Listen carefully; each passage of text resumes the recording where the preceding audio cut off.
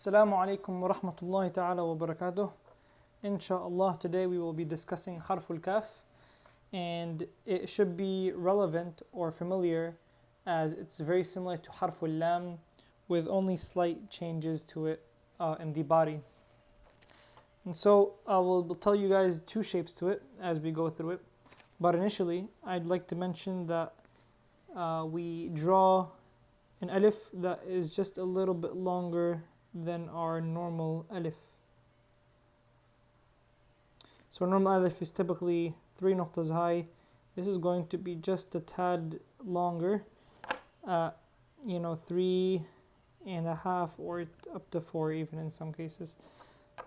And then we want to do, just like Harful Lam, around a nuqta's worth on the base of the line. So a nuqta's worth above the line. Let's begin with the stroke.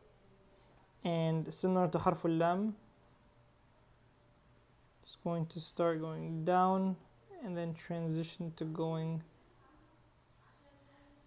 up as follows. And you're going to notice that this is roughly 4 nuqtas worth on the outside.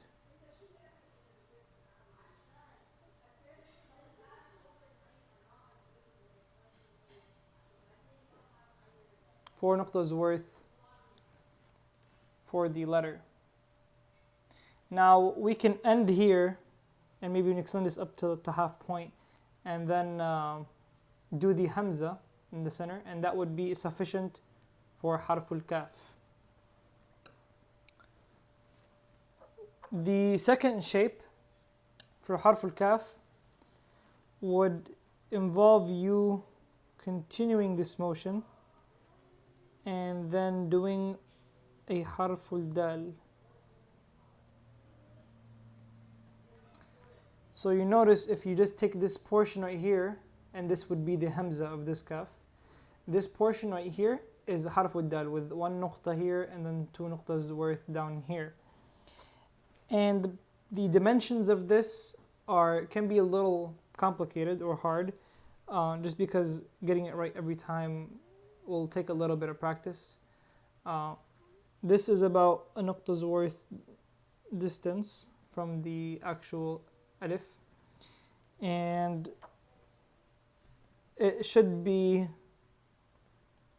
around, if you create sort of like a triangle here, this should be 3 nuqtas within this triangle, if that makes any sense. And then also you would like a nuqta space down here. So you want to kind of create this nice gap, but not make this portion stick to this or to this, right?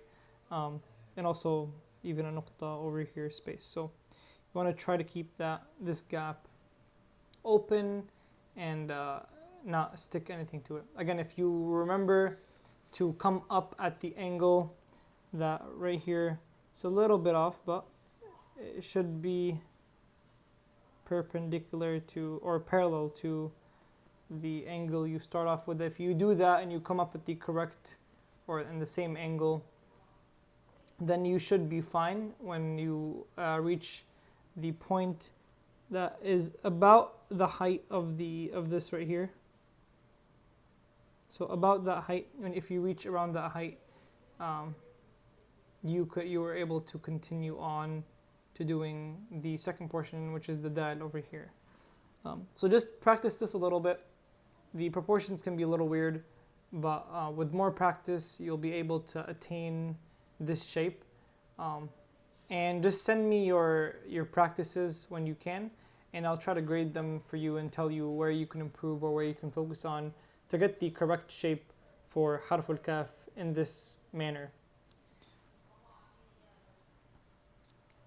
I also want to emphasize the shape of the Hamza. So in case you decide to do the other shape of the Kaf, which is just a long base for Harful Lam, the Hamza has the following shape. Typically you would do it with a smaller pen, so you wouldn't do it with the size of the pen that you are writing with. So you can see how this Hamza is quite big because I'm using the same size pen as what I was writing with.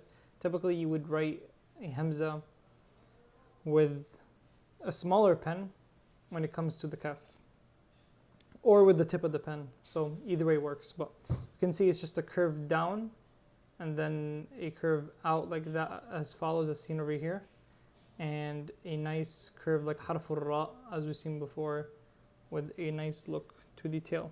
If you have any questions, leave them in the comments, and I will see you in another video, inshallah. Assalamu alaikum wa rahmatullahi ta'ala wa barakatuh.